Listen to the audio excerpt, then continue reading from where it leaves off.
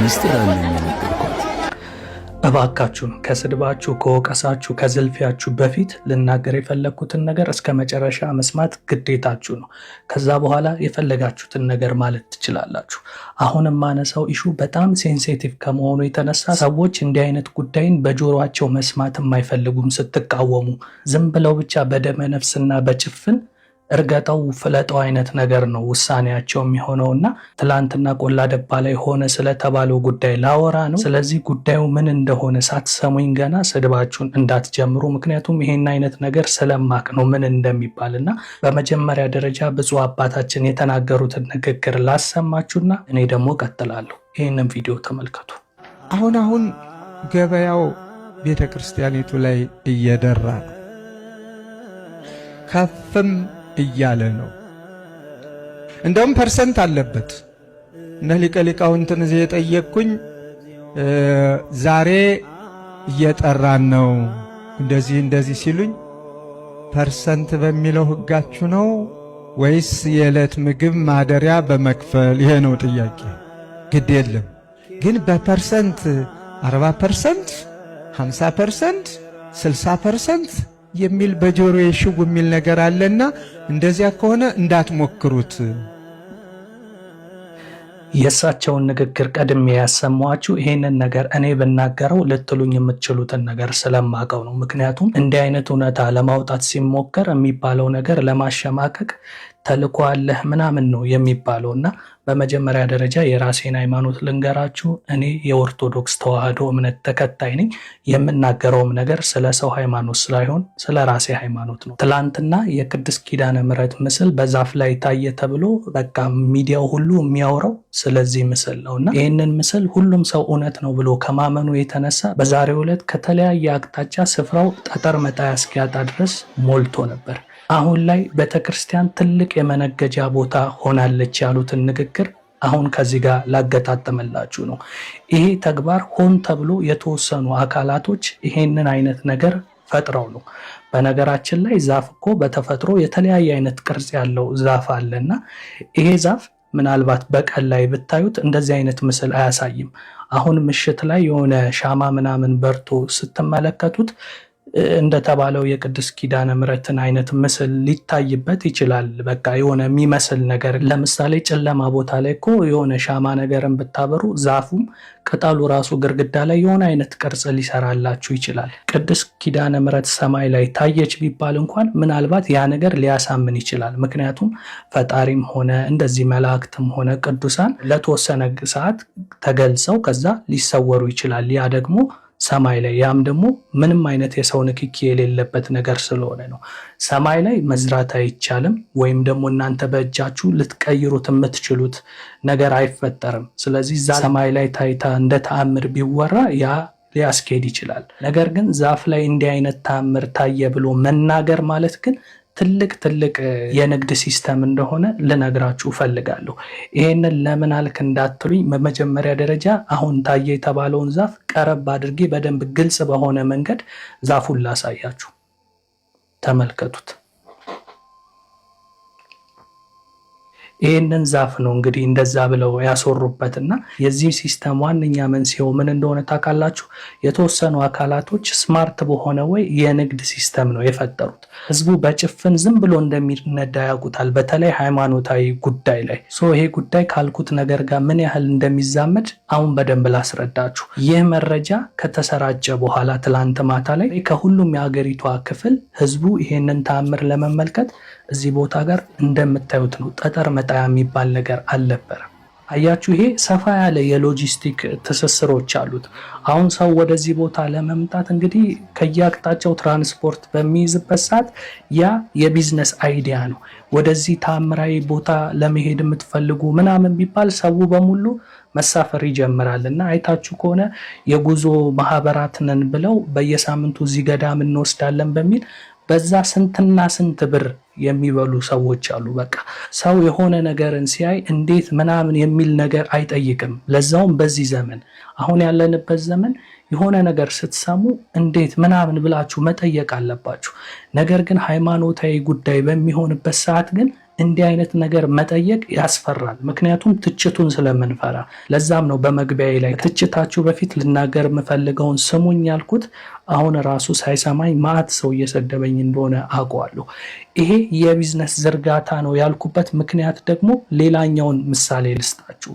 ትላንትና ይሄ ተአምር ታየ አይደለ? ዛሬ ላይ ደግሞ ምን እየተባለ እየተዘገበ እንደሆነ ላሰማችሁ።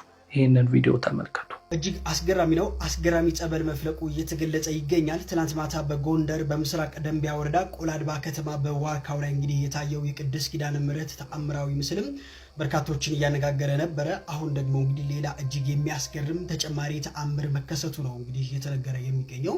የኪዳነ ምሕረት ምስል በታየበት በዚያው ስፍራ እንግዲህ በአሁን ሰዓት አስደናቂ ጸበል መፍለቁ፣ ትላንት ዛፉ ላይ ምስሏ ተገለጸ፣ ዛሬ ደግሞ ጸበሏ ፈለቀ። ቀጣዩ እርምጃ ምንድን ነው? እዚህ ቦታ ላይ ቤተክርስቲያን ይገንባ ይባላል። ከዛስ እነዚህ ይሄንን ሐሳብ ያመነጩ አካላቶች ብር አዋጡ ይሉናል ማለት ነው። እነማንን? እያንዳንዳችን ኦርቶዶክሳውያንን። ከዛ ምን አይነት ሼም ያስይዙናል? እንዲህ አይነት ተአምር ለታየበት ቦታ ገንዘብ አለማዋጣት ማለት በሰማይ ያስጠይቃችኋል ሁሉ ሊሉን ይችላሉ አጠያየቃቸው ላይ። ከዛ ደግሞ እኛ በተፈጥሯችን ፈጣሪን እንፈራ አይደለ? ገንዘብ ማዋጣት እንጀምራለን። በመግቢያ ላይ ያሰማችሁ ቃል በቃል እኔ አይደለም የተናገርኩት፣ ብፁዕ አባታችን ፓትርያርኩ የተናገሩትን ሰምታችኋል አይደለ? ቤተክርስቲያን ትልቅ የመነገጃ ቦታ ሆናለች ነው ሲስተሙን የዘረጉት። በቃ ይሄንን ዛፍ እንዲህ ብለን እናስወራበት፣ ከዛ ህዝቡ ደግሞ በጨለምተኝነት ግር ብሎ ይመጣል ብለው አሁን የመጀመሪያ የቢዝነስ አይዲያቸውን ዘርግተዋል። ብዙ ሰው ወደዚህ ቦታ በሚሄድበት ሰዓት እንግዲህ የጉዞ ማህበራት አዘጋጅተው ያጭዱታል ይሄንን ሰው ማለት ነው፣ ይሄንን ገንዘብ። ከዛስ ቤተክርስቲያን ደግሞ ይሰራ ይባልና ደግሞ አዋጡ ይባላል። ገና ካሁኑ የተጀመረውን ነገር እዚህ ዛፍ ስር ምን ይታያቸዋል? ተመልከቱ።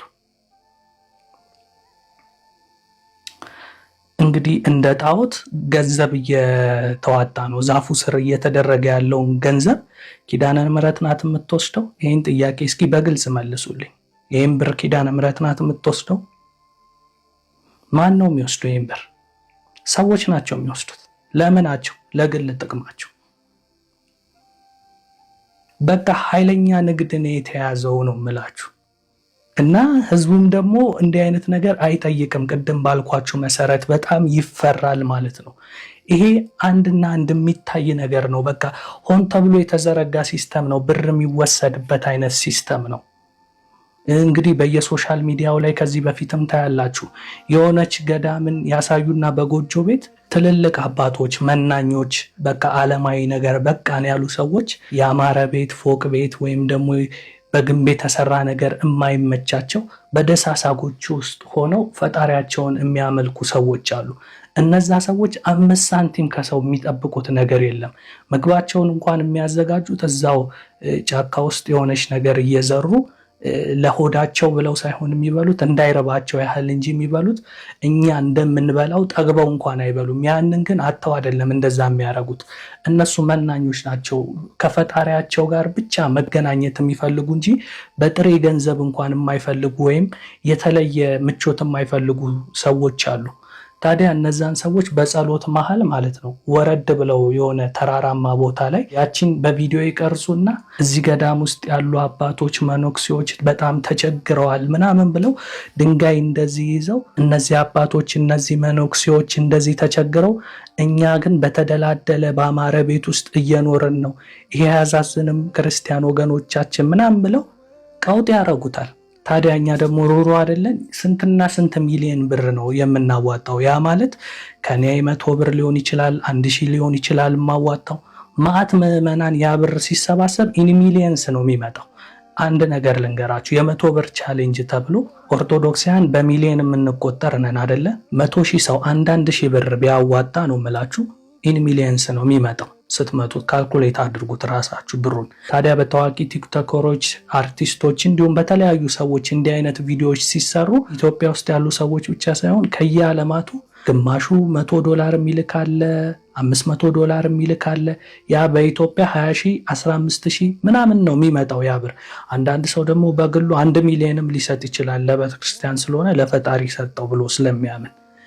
በዛ ሰበብ የሚሰበሰበው ብር እጅግ በጣም ለቁጥር የሚያዳግት ኢን ሚሊየንስ ብር ነው የሚሰበሰበው። ከዛስ እነዛ ገዳማት ላይ ያሉ ሰዎች እስቲል አሁንም ድረስ ይለመንላቸዋል። አንድ ደህና ነገር እንኳን አይሰራላቸውም። ምክንያቱም እነዛ ሰዎች እንዳልኳችሁ ያ ነገር እንዲሰራላቸው አይፈልጉም። ቤተክርስቲያን እንስራ ብለው ይጀምሩታል። ከዛ አያልቅም። 10 ዓመት 5 ዓመት ይፈጃል ያ ቤተክርስቲያን። ለምን? ከተዋጣው ብር ላይ 10% የሚሆነው እንኳን ለቤተክርስቲያን ማሰሪያው አይደርስም። እንዳለ ገንዘቡን የሚበሉት ግለሰቦች ናቸው። ለዛ ነው ቤተክርስቲያን ትልቅ መነገጃ ሆናለች ብለው በግልጽ ነው ብፁዕ አባታችን መድረክ ላይ የተናገሩትና ይሄንን ነገር ደፍሬ የምናገረው እንግዲህ ብዙ ወቀሳ ብዙ ነገር ከሌቦቹ እንደሚመጣብኝ ያውቃለሁ። ግን ይህ ንግግሬ ፈጣሪ ምክንያት ሆኖ ህዝቡንም ሊያነቃ ይችላል ብዬ አስቤ ነው። እንግዲህ አንድም ሁለትም ሰው ከነቃ እሱ ደግሞ ሌላውን እያነቃ የነዚህን የሌቦቹንና የደላሎቹን የተዘረጋ ሲስተም እንዲቆራረጥ ያደርጋል ብዬ አስባለሁ። ኪዳነ ምሕረት ተገለጸች ከተባለ እንኳን ሰማይ ላይ ልትገለጽ ትችላለች እንጂ ሰው በተከለው ዛፍ ላይ ወይም ደግሞ በተፈጥሮ የበቀለ ዛፍ ላይ ታየሽ ተብሎ እንዲህ አይነት ወከባ መፍጠር ግን ለሌላ ዝርፊያ እያመቻቿችሁ እንደሆነ ልትረዱ ይገባል። ለዛም ደግሞ ጥሩ ማሳያ ነግሬያችኋለሁ። ትላንቴ ታምር ታየ፣ ዛሬ ጸበል ፈለቀ፣ ነገ ቤተክርስቲያን ይገንባ።